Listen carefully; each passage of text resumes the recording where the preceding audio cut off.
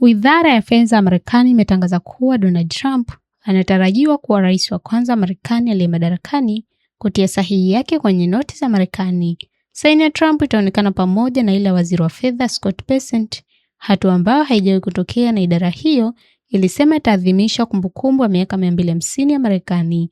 Hatuna njia yenye nguvu zaidi ya kutambua mafanikio ya kihistoria ya nchi hii yetu kubwa na Rais Donald Trump zaidi ya noti ya dola za Marekani kuwa na jina lake, Bessent alisema. Noti za Marekani kwa kawaida zimekuwa na sahihi za maafisa wa Wizara ya Fedha. Ni hatua hivi karibuni ya utawala kuhusiana na jina la Trump na programu mbalimbali za serikali na majengo ya umma.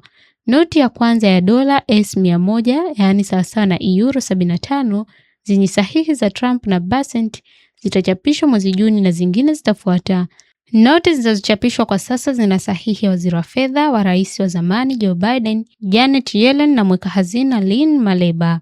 Imekuwa desturi tangu mwaka 1861 kwa sahihi ya mweka hazina wa Marekani kuonekana kwenye noti za benki, desturi ambayo itafikia ukomo wake chini ya mipango utawala wa Trump.